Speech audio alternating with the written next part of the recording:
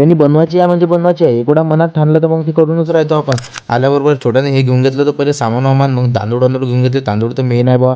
दही विसरलो होतं, दहीच्या दुकानात आता दही घेतलं. मग आलो ना आम्ही आमच्या लोकेशनवर जिथं आम्हाला बनवायचं होतं.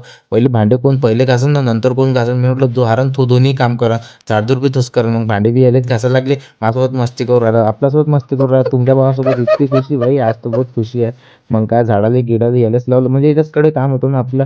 आपल्याकडे फक्त कापकूप होतं. कांदे वांदे कापकूप केले आणि मग मिरच्या विरच्या बी कापकूप करून घेतल्या. मग म्हटलं तर एवढं तर काम करावं. चिकन विसरलो होतो. चिकन आणायला छोट्यानं आणले, त्या आईपासून मागून 150 रुपये. मी म्हटलं 1.5 किलो चिकन साल्यात 150 रुपयात ते आप्पाजी बसले आहे का.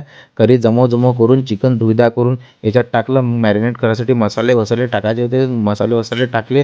खिशातून मी काढला मंतर मसाला याच्यात टाकला. चावम्या याले केलं. मग जोपर्यंत मॅरिनेट होते तोपर्यंत चूल गिल केली. इकडे इनन कोणाचं होय, मी म्हटलं गट्टा धापधूप करा. इकडे आग लावून घेतली. इकडे भात शिजायला ठेवून दिलेला होता. तांदूळ थोडी उद्यायला लागते ना, 70 का 80% असं म्हणते बुवा. युट्यूबवर पाहू करावं लागते. आचारी काही होता नाही, होता रे बुवा एक आचारी होता, पण तो निरा कॅमेराच पकडून होता. मग इकडे टाकटूक केलं बिलकुल. जमलं होतं का, थोडंसं जमलं का सांगा बरं तुम्ही. इकडे चावल बी जमून गेले, आता फक्त याच्यात सोडायचं होतं. हे केलं एकामेकात मिक्स करत. अरे बुवा लय खतरनाक आचारी होता आमच्यापाशी. मी फक्त करून राहिलो, सांगून तोच राहिला होता. त्याचं नाव नाही सांगत होतं तुम्हाला मी. कोण असन तुम्हाला माहिती आहे, गावातल्या बुट्टेला माहिती आहे, बाकीच्याला नसन माहीत.